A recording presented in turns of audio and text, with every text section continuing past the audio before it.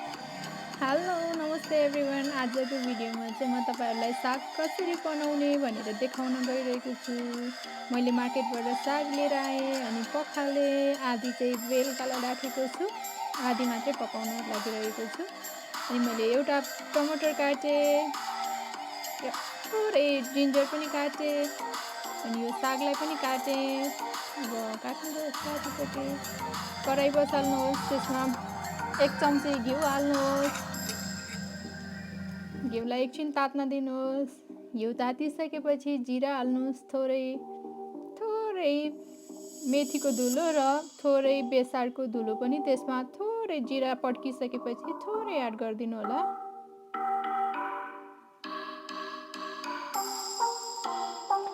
अनि अकबरी खोर्सानी हाल्नु, नत्र अरू खोर्सानी हाल्दा पनि हुन्छ। त्यसपछि काटेर राखेको सागलाई चाहिँ कराईमा हाल्नु होला।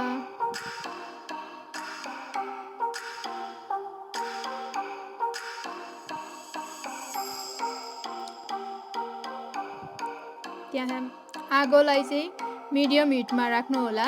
ग्यासलाई चाहिँ मिडियम हिटमा राखेर त्यो सागलाई बिस्तारै चलाउनु होला। यताउता फर्काई चलाउनु होला राम्रोसँग। साग पकाउन चाहिँ धेरै गाह्रो चाहिँ छैन, एकछिनमै 5 मिनेटमै पाकिहाल्छ, 5-10 मिनेटमै। त्यसपछि अब तपाईले यहाँ नुन एड गर्न सक्नुहुनेछ। एकछिन चलाएर मैले काटेर राखेको जिन्जर राखेँ। जिन्जरको टेस्ट चाहिँ मलाई एकदमै मनपर्ने भएको भएर चाहिँ राखेको हो। सागमा जिन्जरको टेस्ट मलाई एकदमै मनपर्छ अनि इट्स लाइक हेल्दी पनि लाग्छ, अनि त्यही भएर एड गरेको हो। तपाईलाई मन पर्दैन भने तपाईले स्किप पनि गर्न सक्नुहुनेछ। मैले नुन पनि राखिसकेँ, फेरि एकछिन चलाउँछु। यतिकै पनि खानको लागि चाहिँ रेडी भइसक्यो, तर म अलिकति ग्रेभी टाइपको खानासँग खानको लागि बनाउने भएको भएर चाहिँ त्यसमा टमाटर पनि एड गर्दैछु, विच इज अघि नै काटेर राखिसकेको थियो। टमाटर राखेर पनि फेरि एकछिन बिस्तारै चलाएँ, सबैतिर पुग्ने गरी।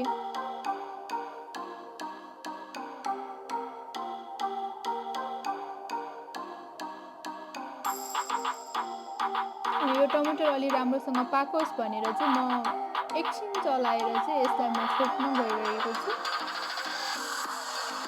छोपेर पकाउन गइरहेको छु।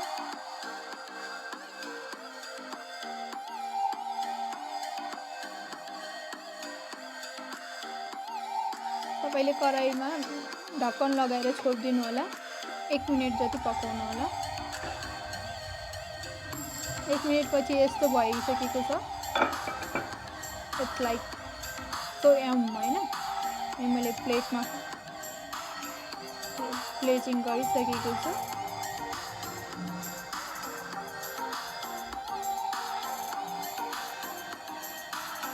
यो हेर्दा भन्दा खाँदा एकदमै धेरै मिठो हुन्छ। अहिले चाहिँ मार्केटमा एकदमै एक्सपेन्सिभ छ साग चाहिँ।